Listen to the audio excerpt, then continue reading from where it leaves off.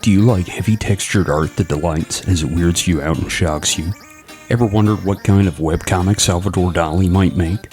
Well, we have your next binge read with Tiercom.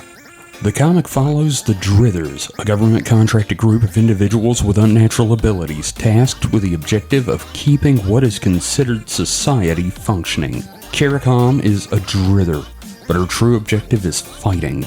Follow CARICOM and her co-workers as they complete nonsensical tasks and battle strange foes in a wasteland.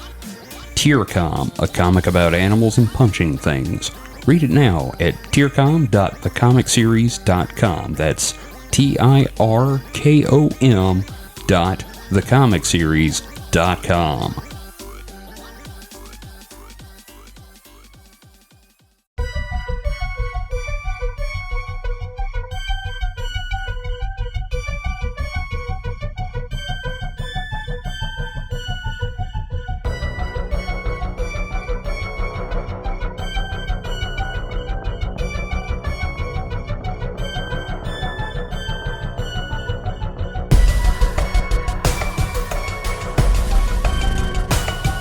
Ladies and gentlemen, welcome to Supernatural Selection. I'm your host, Kevin the Bastard. With me this week is Mike the Skeptic. Mike, how you doing, buddy? It's cold, it's dark, I can't see anything. Where am I? Oh, my eyes were closed, sorry. Yep, sorry, buddy. That's all you this time. I did nothing. And actually, that's all we got this week. David is out doing socializing stuff. What a loser. I know. He could be sitting around talking about crazy crap that doesn't exist or may exist, and instead he's out there like watching some kind of musical thing. It's crazy. So, going back to the not your fault thing, you do realize that I do not put it past you to kidnap me just to keep this podcast going, right? That's fine. I mean, I fully expect one day to wake up and there's just like a microphone strapped to my head and I'm in like a wheelchair in an abandoned warehouse. You're going to be in Uncle Touchy's podcast basement. Dungeon. Uncle Kevy's podcast dungeon. You won't wear a shirt and you'll cry. So, it's the Weekend Weird. Seeing as last time we were on, we did what did we cover last time? It wasn't Dancing Plague, was it? No, it was Easter. Easter. We took a week off. Had to take a week off. The Wabbit. Yes. Okay. So. Or did we take a week off? Or was that last week? We did because it's been kind of hectic. For everybody. So, we're going to go into this in a minute, but there's something I want to talk about real quick. This is let's consider this the housekeeping. Mike, you remember we did the Graham Hancock episode of the show? Not at all. Don't remember a damn thing. Okay, well, that's fine. You purge that every time we record. Yes. That's what the alcohol's for. Yes. Well, it's one of our most listened to episodes. It's got like 500 something listens so far. I feel sorry for them. I mean, well, I've always kind of, had some respect for Graham Hancock and his theories because I've read 3 of his books prior to the one I'm working on now, and they've always been like, well, there could have been an ancient civilization destroyed by the Younger Dryas, all that fun stuff. I'm not saying it was aliens, I'm not saying it was Atlantis, all this other stuff. I'm just saying. But you are. And then I got to this book. Now, this book I'm reading, can't even remember the name right now, but it was written in 2015, after he started hanging out with Joe Rogan and taking ayahuasca.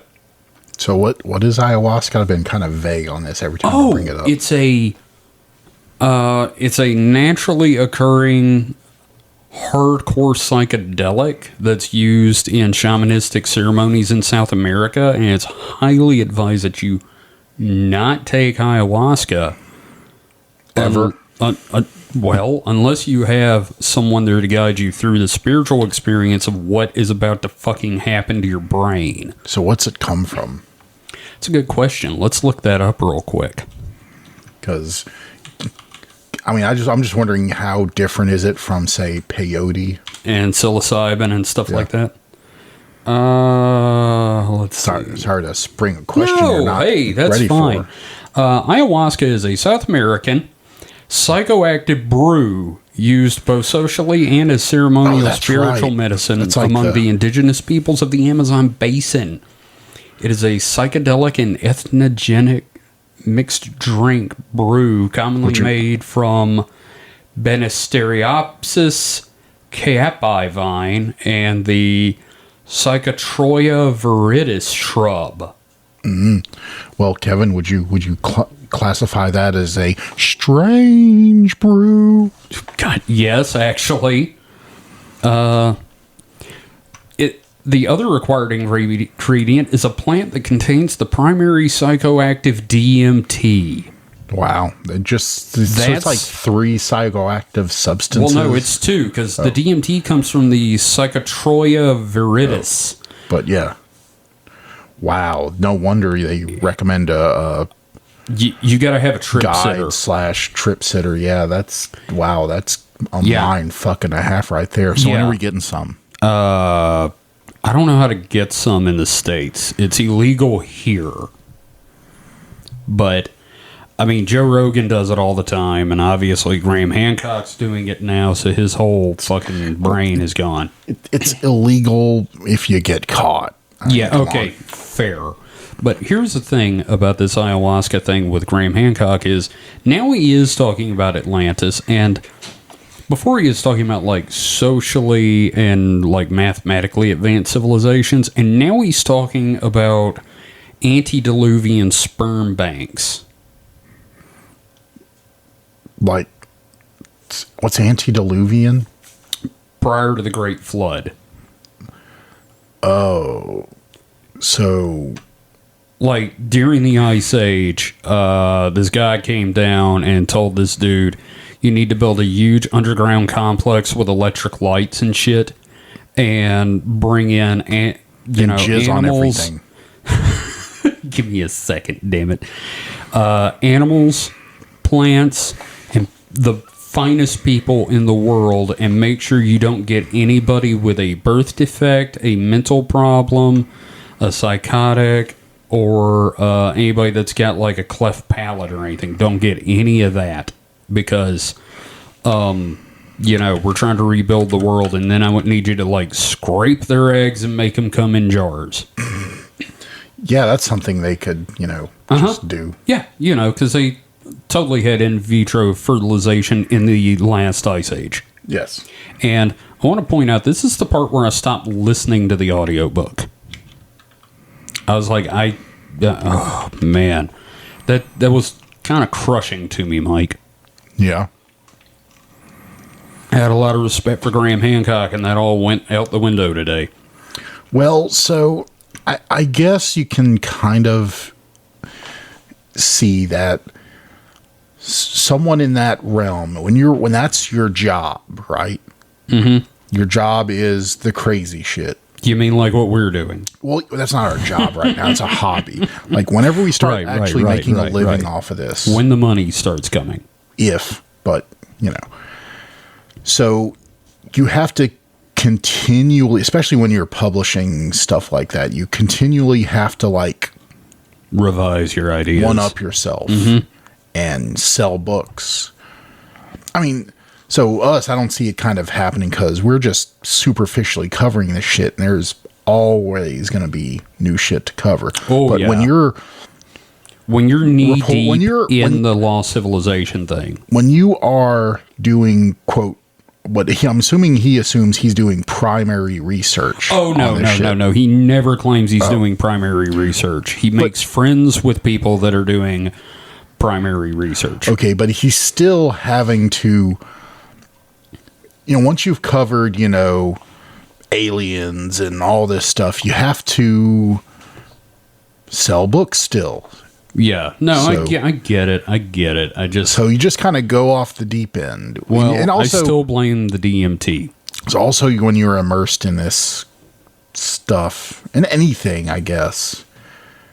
And I don't know. So I have a theory about not even really a theory, but just this feeling about, you see it in celebrities and successful people where, you know, everyone starts, you know, kissing their ass, right? Oh, this is a huffing your own farts And so, thing. yeah, they start thinking they could do no wrong. So they just get more and more outlandish. Well, again, this all really started doubling down when Joe Rogan brought him on yeah. the podcast and was like, "You, man, tell me about dead civilizations." And he's like, "Yes, I will." Yeah, well, you know, Joe Rogan, never Joe Rogan. Never Joe Rogan, not even once. But It's like meth. But at least for, you know, being a guest. I mean, I can understand people recreationally tuning into Joe Rogan, sort of. I guess. I mean, I know several people that have listened to him, and I can't. As long as you don't take him seriously. I respect these guys, you know, that listen to him, and I'm like, okay, cool, whatever. I just can't stand the dude, so. Like I said, as long as you don't take him seriously and think he's some kind of, like, authority on anything. Mm-hmm. Hey, you remember back in like the 1800s, they had these philosophical salons where everybody would sit around and talk about these ideas and during the day and have philosophical discussions instead of like holding down real jobs? That must have been the life, man, I tell you. Yeah, but like Joe Rogan's a guy that would get thrown out because he just didn't pay for enough coffee. I mean, why can't we have that again? Oh my God. I kind of think that's what we're doing, isn't it? Well, but, I mean, did they have like day jobs? I think they had patrons that were like, think of something fun. Here, buy yourself a pretty new frock. I was gonna say we need something like that, like someone to, you know, pay us to just say stupid shit. Now that being said, you can donate to our Patreon at patreon.com/supernatural selection pod. Oh, we need like Bill Gates or something. He's too busy microchipping You know what I mean? I said people. or something. Or something. Like, I come know. on, Elon Musk. You know, just throw us like, you know, $100K a year to just say stupid shit. He's doing that for free, man. He finds that in his like couch cushions. That's like, it's under like the that seat of his under the seat of his Tesla. He's probably got like, you know, just 100 large. Yeah, it's like that picture of Puff Daddy courtside counting money. Sorry, P. Diddy. I don't know what name he's going by anymore.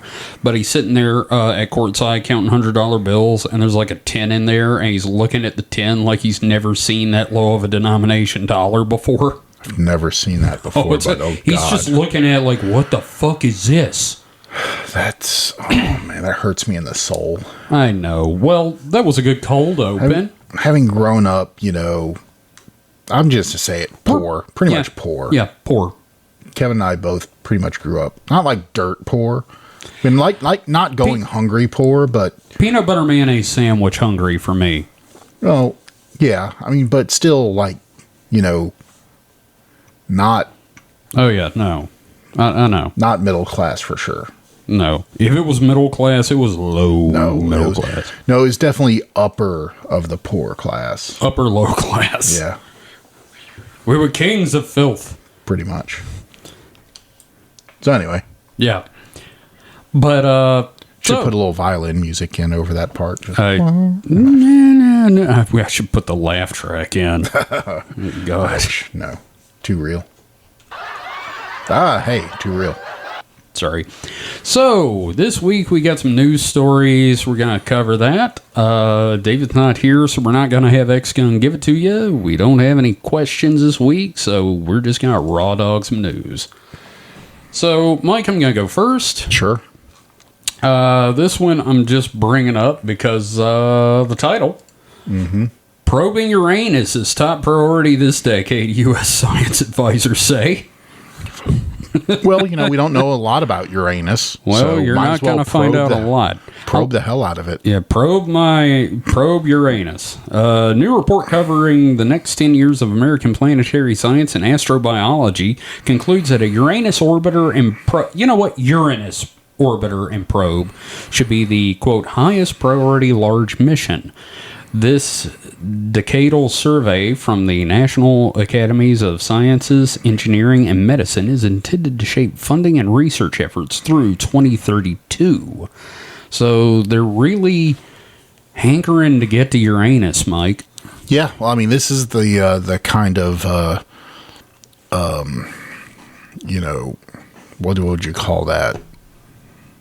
Survey and stuff that shapes, you know, national science policy for stuff like, you know, our space telescopes and the Mars missions and Exactly. stuff. So well, I mean, that's what it said, yeah. Is looking at, you know, what we not know, what do we know the least about in, you know, all of our In knowledge. the solar system and whatnot. Well, no, not even that. I'm sure they have like Earth sciences portions of this and all, but this is just the, you know, right. space part. Survey of astronomical goals. Yes. I mean, it's neat. I mean, that's pretty fucking far out there. It's going to be when they... Oh, wait. Okay, there's more here. The case for Uranus was made by a team led by Mark Hofstadler, a planetary scientist at NASA's Jet Propulsion Laboratory, in a white paper. Mm-hmm. And Mark Hofstadler, I've heard that name before, you know? Yeah. That team concludes that the main goals should be to investigate the composition and structure of Uranus, the nature of its magnetic field, how its internal heat moves to the surface, and specifics of its atmosphere, moons, and ring system. As previously reported by Gizmodo, Uranus smells like farts. Well, it's right up your alley, isn't it? I just love that, first off, Uranus smells like farts. So I don't think it does, really. So, yes, it has a lot of methane on it. Did you say methane? Methane. Methane? Yes. Either ways, you know, I'm works. sorry, I didn't know we were in London. But it's also very fucking cold. So if you know how in winter you can't really smell much. No. Yeah, it's so cold your nose would just like frost off and fall off and you'd die. Be dead. Yes. Yeah, because no oxygen. Yeah, so I think, isn't Uranus the one where water ice is so hard it's like basically the rock? It's like rocks. Yeah. And also, isn't Uranus the one that's tilted with its ass toward the sun? Yeah, it rotates rings, in a weird way? Its rings basically go, if you're thinking about the solar system, instead of left or right. Yeah. Yeah. It's a weird one. So I'm pretty sure they would be interested in finding out if they can find out why that is. I mean, there's some speculation that it was like smacked once, you know, big old collision. Yeah. I bet it was Nibiru. No, sure, why not? Because in lizards. So, yeah, I just thought that was kind of a fun thing to start with because, you know, who doesn't want their anus probed? If I remember right, also, I think it's speculated that all of its moons, or at least most of its moons, are large captured bodies and not, you know, traditional moons. Okay, so it's all like asteroids and crap that got caught. Okay, neat. If I'm remembering right, because I, read something earlier. Okay, when this first released. Yeah. Okay, somebody needs to go to the planetarium and get like a little children's book about Uranus that has information. So yeah, just as long as it's not a thing about anuses. Yeah, well, that's a different site. Yeah. All right, Mike, what have you got? So the first thing I have, so, we always study things that happen before. Yes. So this is news that just came out about something that happened in 2014. Ooh. But it's the first known interstellar meteor hit Earth in 2014. Oh, I heard about this. So pretty much every other meteor we know about that if we collected has been something, like from the asteroid system. belt or Mars or something. Yeah. This was an interstellar meteor, so it means it has the Andromeda strain. Oh, we're gonna die. But wait a minute. 2014. Yeah. COVID hits 2019. But this was Papua New Guinea. Oh, okay. Not Wuhan. So it crash landed January 8th, 2014. It doesn't say if it was in the ocean or not, but it somewhere near Papua New Guinea. Mm-hmm. The meteor was determined as interstellar from beyond the solar system by Amir Sinraj in 2019. Well, this, That was his name, Amir Sinraj? yeah. Okay. But a student at Harvard University. Right. But now it was confirmed. Obviously. Okay. And Had to get the science on it. Wrote about it, published it, peer reviewed it, and all that stuff. Oh, yeah. Then it gets published in a known scientific journal. Yeah. So now, that's how did they determine it? Was it like just loaded with helium-3 or what? let's see here. No, it's basically the velocity. It said that the velocity estimate reported to NASA is sufficiently accurate to indicate an interstellar trajectory.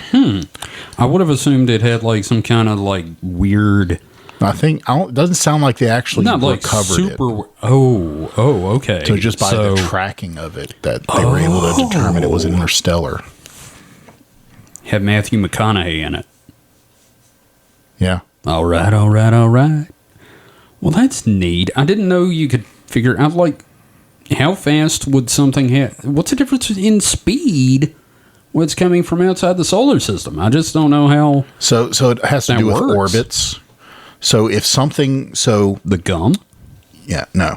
So if something... I don't know the numbers here, but... So they're pretty fucking big. So if you think of... So if you were to launch a rocket from Earth, once you hit a certain speed, it hits, becomes escape velocity. Right. Which means it will never come back to Earth. Right. So it'll go into basically a solar orbit.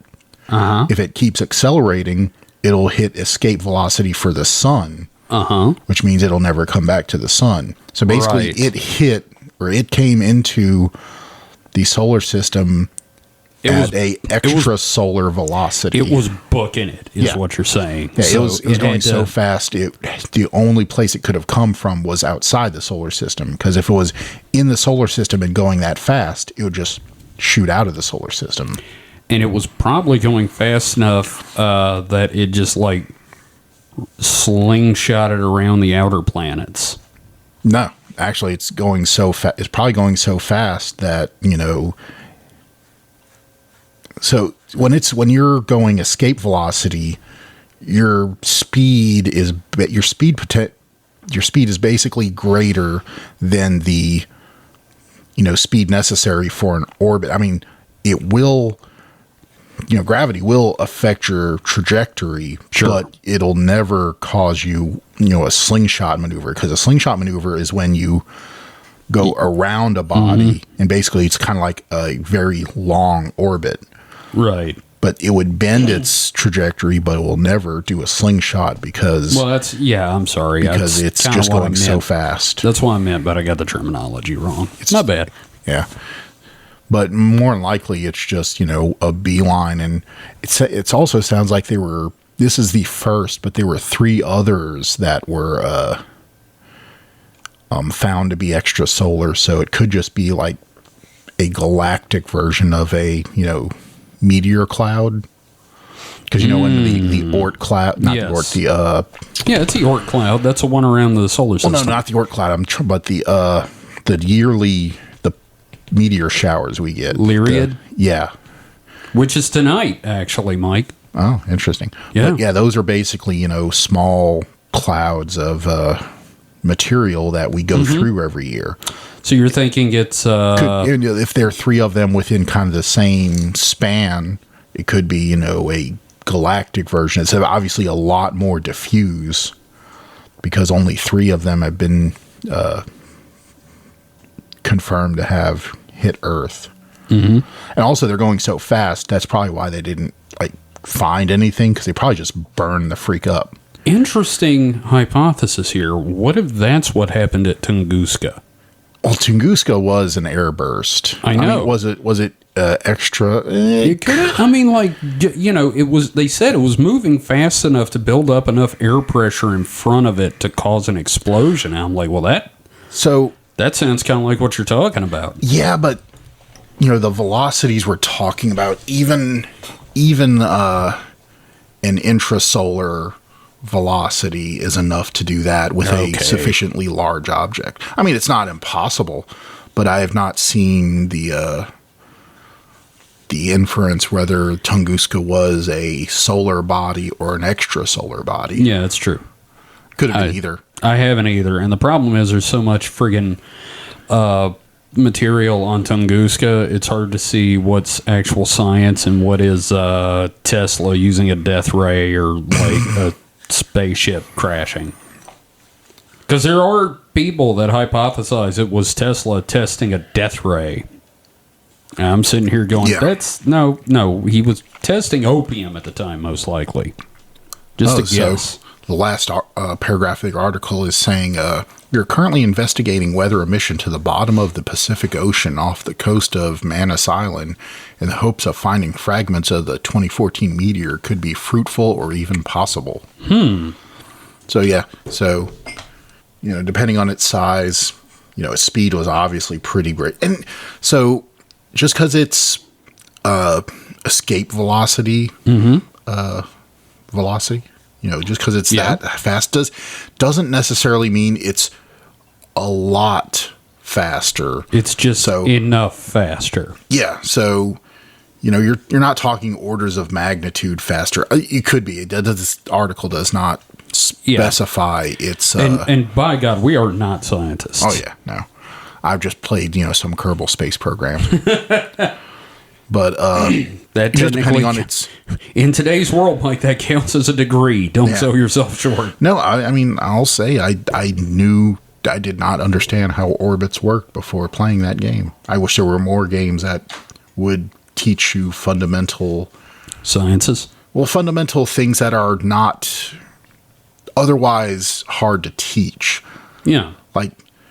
I've seen people that say, I understood the math behind orbits, but until I played Kerbal, I didn't understand the actual physics of the thing. Well, not even the physics, just the intuitiveness of it. Knowing the math is one thing, but, being able to see how your change in velocity affects an orbit is, pretty eye-opening. Like, Right. So, that being said, go out and play Kerbal. Yeah, I should do more of that. Sure. So, I've got another story. Yeah. This is from Futurism.com. I don't think I've got a single story this week, by the way, from Mysterious Universe. Oh, could be good. Yeah, sure. Futurism.com. Story came out Tuesday by Noor Al-Sibai. Scientists say there may be a species of hobbit-like humanoids hiding on an island. These include reports of sightings by more than 30 eyewitnesses. Now, were they identified by their love of second breakfast? Yes. So it's been, I'm going to quote the article here for a minute. Mm-hmm. It's been nearly 20 years since bones of a hobbit-like humanoid species were found on the Indonesian island of Flores. And according to one researcher, there may be more than ancient bones. In an essay for the Scientist magazine, retired ethnobiologist Gregory Forth describes why he believes Homo florenziensis, as they were called by the famous late anthropologist Mike Morwood when he found the Pleistocene era bones on Flores in 2004, may still be alive and well in the forests of the island. Now, of course, as soon as they discovered these things and the fact that they're about 3 feet tall, everybody started calling them the Hobbit. Started calling them hobbits. Yeah. So, but the thing is, everybody said that the stories of these tiny men persisted with the tribe from memories of them having wiped the species out several thousand years ago, which I'm like, I'm willing to give cultural memory, a chance and everything. But this guy says that the local tribe called the Leo have described encounters with a diminutive creature which he believes may be one and the same as the hobbits. He has reports of sightings by more than 30 eyewitnesses, all of whom, he says, I quote, I spoke with directly, and I conclude that the best way to explain what they told me is that a non-sapiens hominin has survived on Flores to the present or very recent times. It also says, though he leaves the physiological details of his purported purported uncontacted humanoid species to be read in his book, Forth does note that the Leo people find the ape man's appearance as something incompletely human, which by his estimation is problematic and disturbing to this indigenous group. So we're talking not like little people. Well, We're talking like something that sounds more like a hominid monkey. it sounds kind of like little Bigfoots. Little feet. Littlefoot's, yeah. Not from the land before time, but it is still a human relative. Well, because it is a homo. Well, It has enough. The bones that they found are of a hominid species. it's not. So we have had this happen in the past with typing fossils and stuff, where turns out they were just convergent evolution. I mean, it doesn't necessarily. No, yeah, like the crab thing. Well, no, not the crab thing, but I'm just saying that there's a lot of species that look like other species and used to be thought to be on the same branch, but they weren't when it was when we were Right. able to, sequence their genomes and find out, oh, they're really not that closely related. Yeah. Well, if you look, I just sent you a Wikipedia article, and you can actually see the skull, and that is a fairly human-looking skull. Yeah, well, maybe. Who knows? Maybe they're related to humans. Maybe they're weird little monkey dudes. Early species of Homo and a sister species to Homo habilis. So they say, but yeah, no, it's interesting. It sounds like a cryptid to me. What it actually reminds me of, from that description, it reminds me less of the Hobbit people and more of the Orang Pendek. just this weird little dude. Yeah, no, it's like a weird little monkey dude that's too human to be an ape and scares the shit out of people because of like Uncanny Valley. Which I still maintain that the Uncanny Valley is a holdover from our species dealing with other hominid species. I think the Uncanny Valley more is about, not touching dead things. Maybe, but I can't. I just feel like you're I primitive. don't- You're in the woods. You see something that looks kind of human, but it's not human. And you're like, ugh. No, I don't think we had enough contact with other hominids to Mike. be that ingrained into our bones. Like, there is Neanderthal DNA in the human genome. We fucked those guys. Yeah, but then we weren't afraid of them, were we? We No. saw them. We were like, hey, those are sexy. That is weird. So Actually, let's not mince words here. I'm pretty sure the Cro-Magnon. I'm pretty sure the Neanderthal was the aggressor in that situation. Basically, Fred Flintstone found Judy Jetson. no, it could have been consensual. You don't know.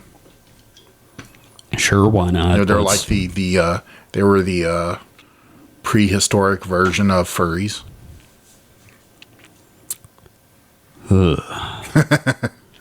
Well, this just got weird.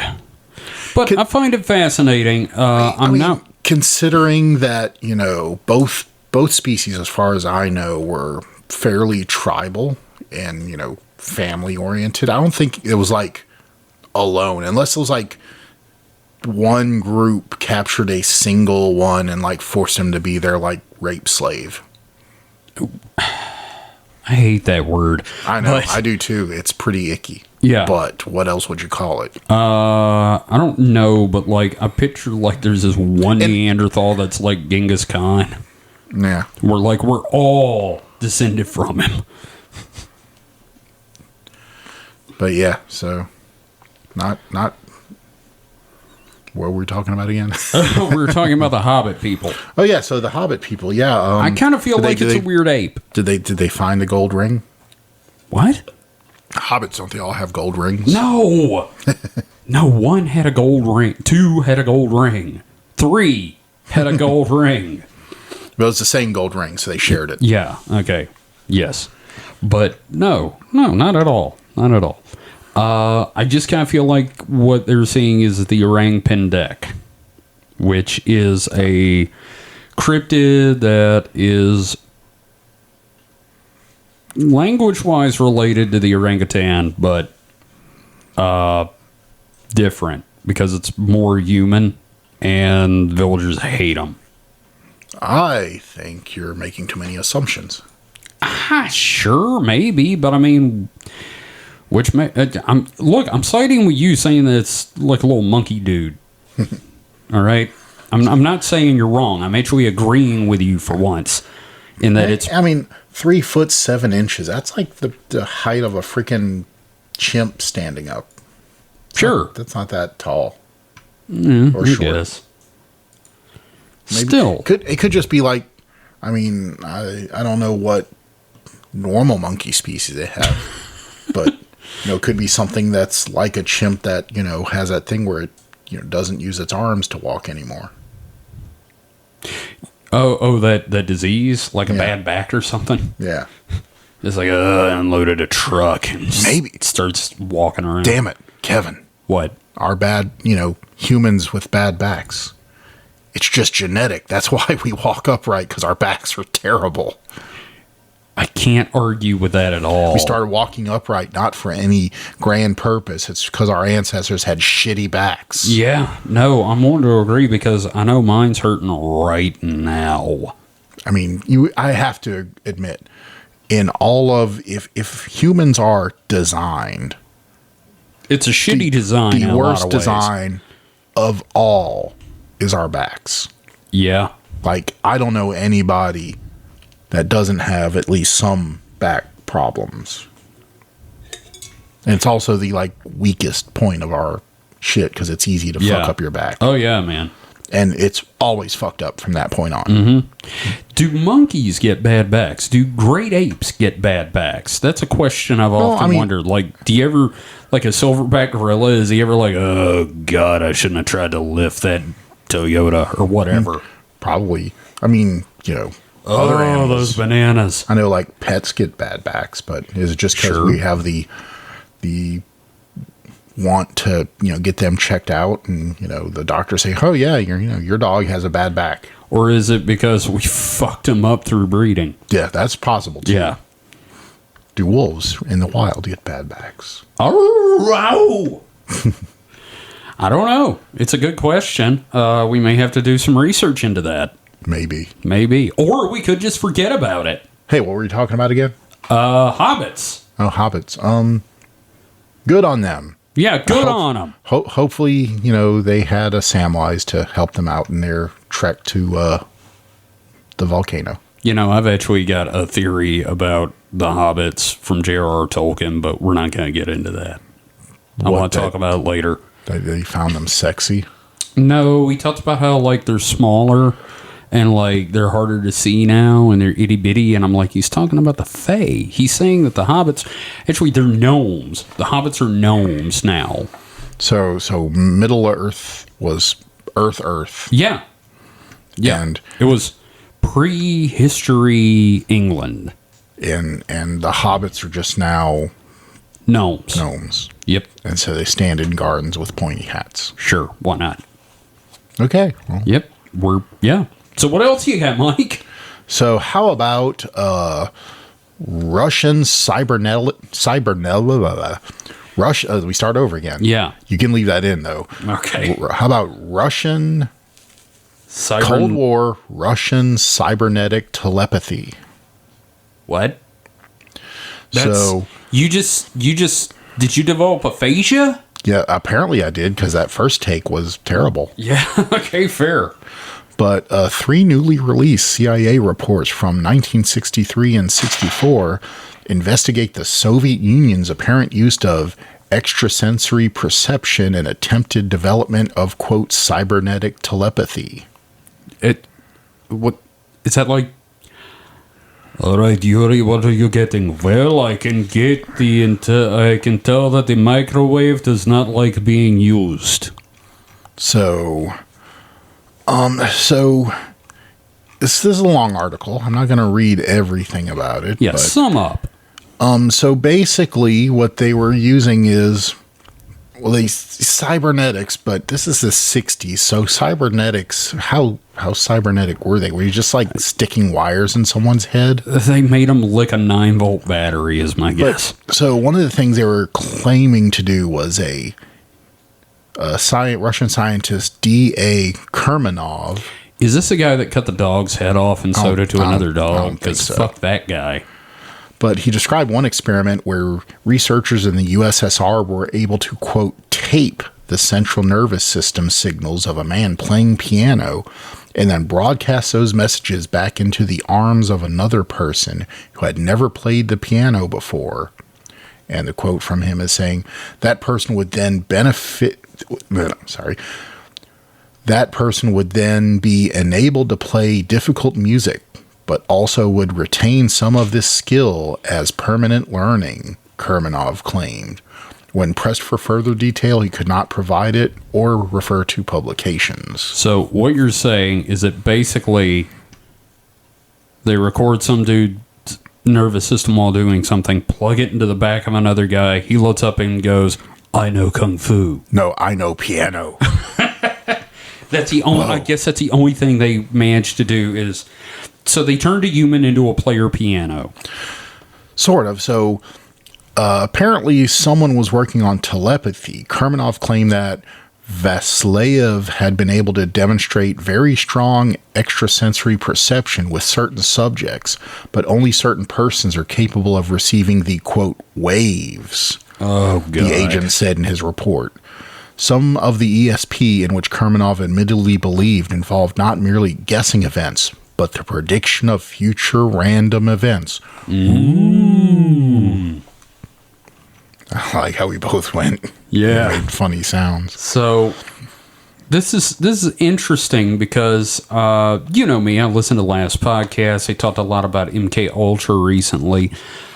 Interesting story. The Russians put out a lot of false information about working with telepathy and psychics, causing the United States to believe they had a telepathy gap.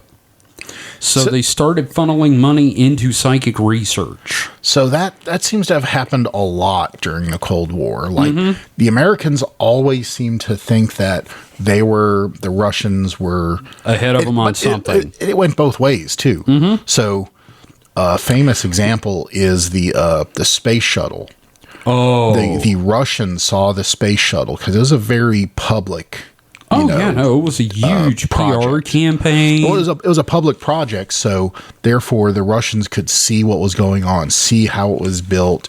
They were pretty, like, even the dimensions and everything were pretty public knowledge. Yeah, so the Russians took all that information and thought the Americans must know something we don't. So they built a version of it. They built their Buran, and they tested it. And they came to the conclusion that this is ridiculous. I mean, I love the space shuttle. I grew up with the space shuttle. Oh, God, yeah. No, I love the space shuttle. I have all kinds of, like, not a lot, but I have, just growing up, I'm looking at 3 Lego space shuttles right now that belong to you. The space shuttle was kind of my hero in a weird way. No, I get it. I totally understand, dude. I will admit the space shuttle was a boondoggle. It was. I mean, it didn't get the space it needed to, the opportunities it needed to become a more successful project.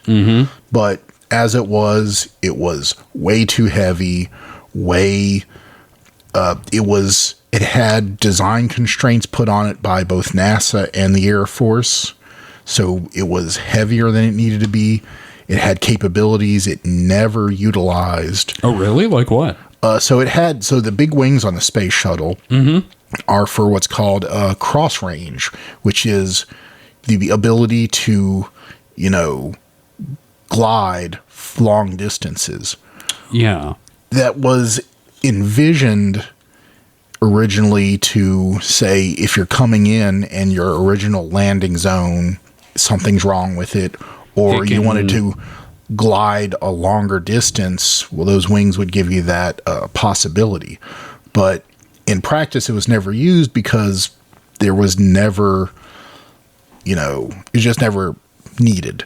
But the Air Force, that was their thing. They was like, we wanted to have this great cross-range capability. So a completely civilian space shuttle could have had smaller wings in a different configuration, which would have made it lighter and have more payload capacity. Right. And just stuff like that. So that is an example of the Russians doing the same thing, that they thought, there was a space shuttle gap. They copied us, spent a lot of time and resources, and found out, oh, it's bullshit. It was a decent vehicle, but it didn't do anything that they weren't already capable of. It didn't add capability that they needed, so they just abandoned it. Right. Same thing with, this cybernetic stuff. It looks like we knew about it in the 60s, looked at it, and... Yeah. Well, I haven't told you the best part about the whole psychic warfare thing, did I? Yeah, what's that? Well, they put out papers saying, we're doing this psychic experimentation stuff. America's like, shit, we better do that too. And then Russia looked at what we were doing and they're like, fuck, now there is a gap. A feedback loop. So they start doing it too. And then everybody kind of around the same time realized, this is bullshit. Yeah, because... I can't imagine what we're doing with 60s level technology was. I can't even believe anything they're saying in this article that they claim to do. No. Like recording, someone playing the piano. We can't do that now. Yeah, no, we're just starting to be able to tap into every, In all fairness, you're reading a Vice article. Oh, yeah, it is Vice. But, it's the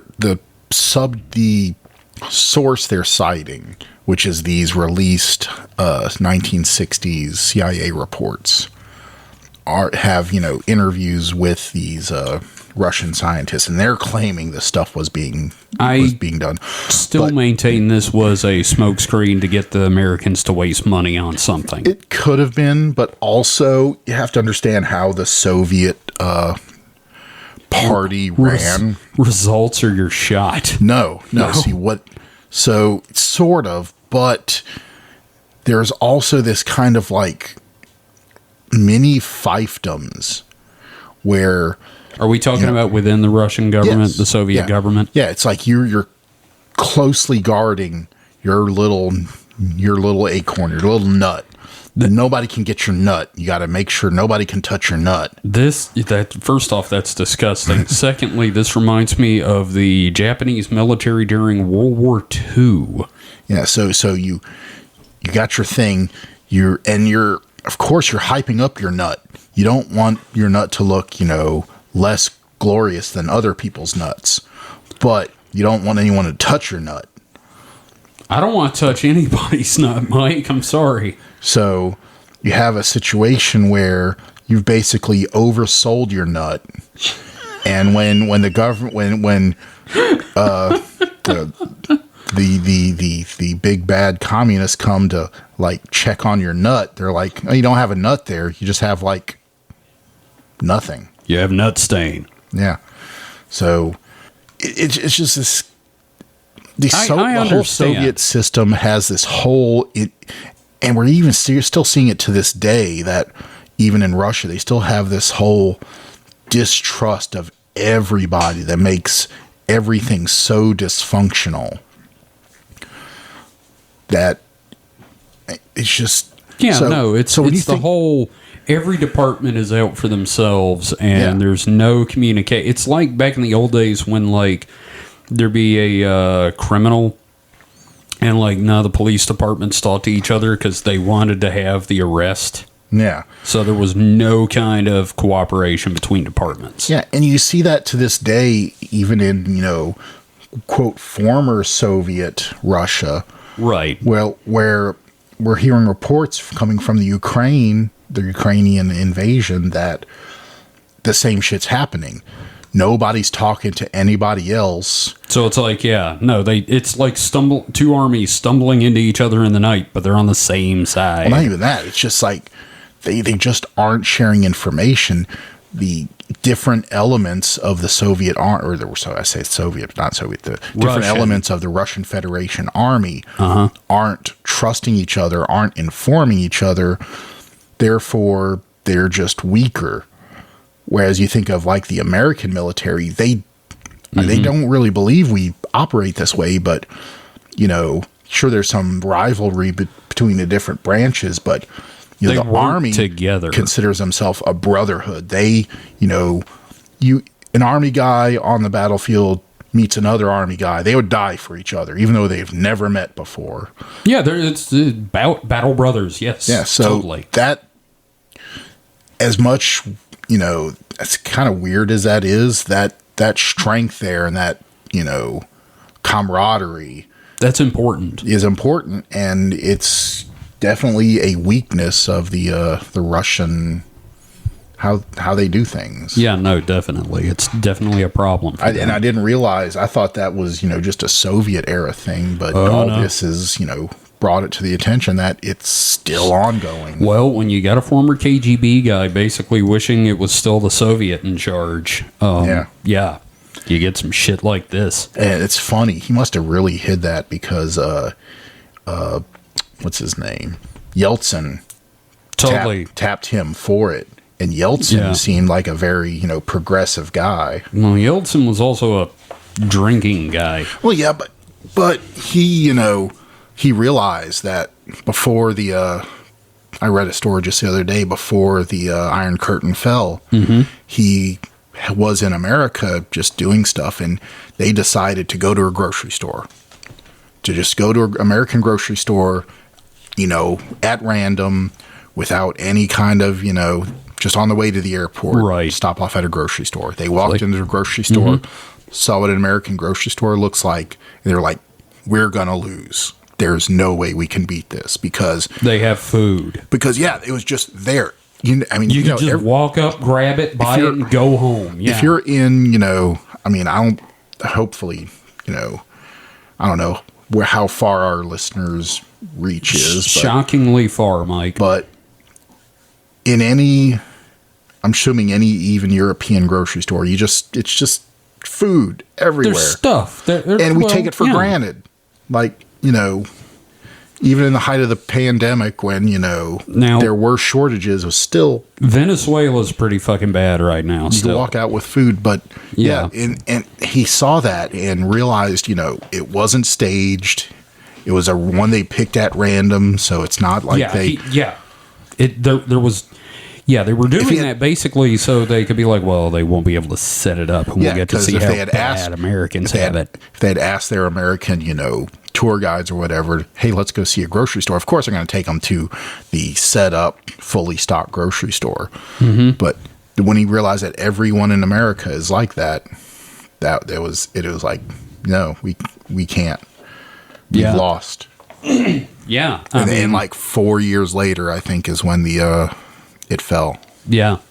Well, and there's a lot of people listening that are young and they may not remember this because, when we were growing up, you'd hear about Soviet Russia and, you'd see stuff on the news of people in line at an empty fucking store that just got some bread. Not even sliced. We're talking about just some shit, hard-ass fucking dwarf bread. And they're, in line... Because that's your fucking food for the week. Because some bread showed up. It was nightmarish. Yeah, and even so, we live in the South, so there's a lot of hurricanes and stuff. And we've had times when we've gone to the store and they've been just be a run on fucking slapped bread. out of everything. You slap out of certain things. Yeah, your fucking milk sandwiches and we're out of shit milk, we're out of bread. But I have never been to a grocery store and not been able to buy some food. Yeah. Which, that's definitely kind of now a first world problem. At the beginning of the pandemic, it got kind of bad, but it was still, you could buy fucking food. I could buy food. I mean, there were, weirdest thing was toilet paper and paper towels. Which I still, man, there are some motherfuckers, and I hope to God they're sitting there staring at their toilet paper going, why'd I do this? Oh, no, there were definitely reports of people that were hoarding and expecting to, like, turn for a profit. Paper products. Yeah, I just hope they're fucking, man, fuck those people. Yeah. But anyway, so... Yeah. I lost it. Yeah, we were talking about Russia and the whole... Yeah. Yeah,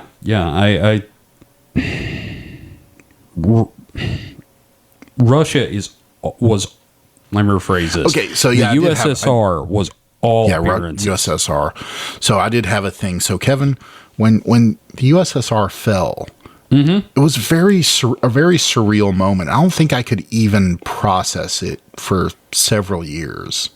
Like it just didn't seem like a thing that could happen. Yeah, no, it was, and like I remember when it happened, one of my friends was like, "Well, who's going to be the bad guys in the movies now?" Yeah, I was like, "That's a really good fucking point." Because I mean, who's James Bond going to go up against now? Yeah, I guess China. For decades, what that happened in '94, didn't it? Yeah, somewhere in there's in the '90s. I'm pretty sure it was like 94 or something like that. But yeah, when it happened, so that was probably around, we were in high school. And it just didn't seem like they had been trumped up, not trumped up, but like you said, the USSR had been the bad guys for so long. Oh yeah. It's like if Darth Vader had died halfway through the first movie. Yeah. It's like, what now? Yeah, what? Yeah, what? And, I mean, like, when it happened, I mean, it's one of those things that had been there our whole lives. I mean, that's like, Mike, there are still times, and if you're out there listening, this is like a big-time clue as to how old me and Mike are. There are times I'm still like, holy shit, there's only one Germany now. Yeah, no. Yeah, no, for when we were growing up, there was East and West Germany. East and West Berlin. The fucking wall went right through the city. Oh, the Iron Curtain fell in 91? Yeah. Shit. It was like December of Holy 91. Crap. God, Mike, we sound like a Billy Joel song. Yeah. No, we're definitely. Yeah. But, like, I still, there's times where I'm like, there used to be two fucking Germanys, man. What the fuck happened? Yeah. There was good Germany and bad Germany, and neither of them was very good. I remember comedians when the fucking Berlin Wall fell and East and West reunited into just Germany, and this one comedian was like, I don't like this. When Germany was one country, not a lot of good shit happened. Yeah. I was like, ooh, that's a good point. But, yeah, so we've reminisced. I've got one more story. Sure. All right. This isn't actually a story. This is something I discovered today. I found a image, those iceberg images. Yeah. And somewhere in there was something called the CERN ritual. And I was like, what? Because, Mike, you know CERN. You know what CERN is. Yeah. And there's all sorts of conspiracy theories about it.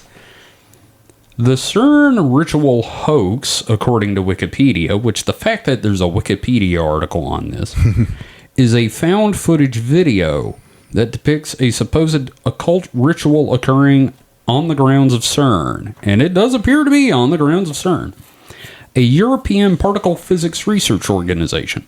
The video shows several people dressed in black cloaks surrounding a statue of the Hindu deity Shiva, and then apparently stabbing a woman in human sacrifice. The video ends with the person filming crying out and running away. The video became popular in August of 2016. How I missed this, I don't know. Buoyed by many existing conspiracy theories concerning CERN. CERN later stated in its FAQ that the video was fiction and the actions violated its professional guidelines. let's see. The video caused controversy both by creating mockery of existing theories and by fueling existing conspiracy theories about CERN activities. Given that the ritual was performed in front of a statue of dancing Shiva / Nataraja, some believe the ritual was satanic in nature. This further fueled theories that CERN's goal was to use the Large Hadron Collider to create either a portal to hell, to summon the Antichrist, or just fucking plain old destroy the universe. Oh, yeah, might as well. So I looked up the video, and I've never seen such an unnatural stab. So what do you think? It was just like a bunch of drama majors or something? I think it was a bunch of, I think some guy knew some folks at CERN, convinced them to let it do a prank video, because all the conspiracies, they thought it would be funny, and it wasn't, is what I think happened. But I kind of feel like it's just outside, so it doesn't even necessarily have to, I guess have to get on grounds, but and they have to set up that Shiva statue. Like, doesn't CERN have fucking security? It depends on what you're talking about. CERN, it does this say exactly where it is? No. So, there's definitely different locations. I'm sure around even the LHC, they probably have different, because it's like a large radius, so you can't fence off the whole area. So I'm sure they have, clusters of buildings situated around that, Yeah, I'm not gonna lie. You know what this really makes me think, though? I'm so glad flash mobs aren't a thing anymore. You think they're not a thing. Well, I hope they're not a thing. How's that? That's not really, I don't know, seeing that quote-unquote statue. Well, if you look at in the video where the camera moves around more, you can see that it is a statue. It's obviously a standing piece. I know, but like the statue, when the camera moves around it more, you see that it is actually a statue in the circle. It doesn't look like it from that screenshot. But anyway, the point is, I kind of feel like we should do an episode about CERN at some point in the future because of this. I'm concerned. You should actually. That's going to be the name. Concerned or concerned, and we're going to talk about the various conspiracy theories involving CERN. Yes. So, have you got any other articles? Sure, why not? I got a little lighthearted thing. Well, not lighthearted because it's sad, but it's also funny. Oh boy. Okay, what you got? Well, it's kind of two things, but a story and then a happy resolution for it. Oh, good. Dog is dumped at North Carolina shelter because owners said it might be gay. What? So, it's a dog. They're all gay. Fresco, described as a 4 to 5 year old dog of unknown breed, was recently dropped off at the Stanley County Animal Protective Services in North Carolina. I'm not even going to try to say that. Albemarle, North Carolina. Albemarle. Albemarle? Sure, That why not? sounds southern as fuck. Albemarle! Yeah. That's my nephew's son. Yeah. The reason, Fresco apparently humped another male dog, and the dog's owners assumed that the canine was a gay-nine and didn't want him around, so they left him at the shelter. Well, fuck those people. So, but the good news is, in a later article, the gay dog was in fact adopted. Good. And the dog is probably not more or less gay than any other dog. Every dog will fuck anything. Yes. It doesn't matter. If you see your dog fucking a boy dog, you know what? It's done it before. It's going to do it again. Just saying. Dogs will fuck things such as legs and seals, stuffed animals, cats, rabbits. rabbits. Doesn't matter. Well, it'll eat a rabbit, but because you never caught a rabbit and you ain't no friend of mine. But yeah, anyway. So Yeah, well, gay good. dog. Good. I'm glad the dog got adopted. That's good. You were right. It's sad, but it has a happy ending. Yes. So I got, we're not doing X Go and Give It To You because I just don't want to go to 4chan. But let's have a high strangeness moment before we close out. All right? I'm not high, so. Well, I am on Reddit in r/high strangeness, which is explorations of the paranormal, UFOs, ancient cultures, cryptozoology, consciousness, futurism, fringe science, anomalies, animal mutilations, and instances of high strangeness. So, this show, the subreddit. So, let's see. Now, I'm paraphrasing the title because it's spelled real bad because we're on Reddit. I had a friend no one seems to remember, but I swear she was real. What? Just to start this off, and you comment during this as much as you want. Just to start this off, this is one of the few memories I have that truly cannot be explained, capitalized explained, next to one other, which could be its own post alone.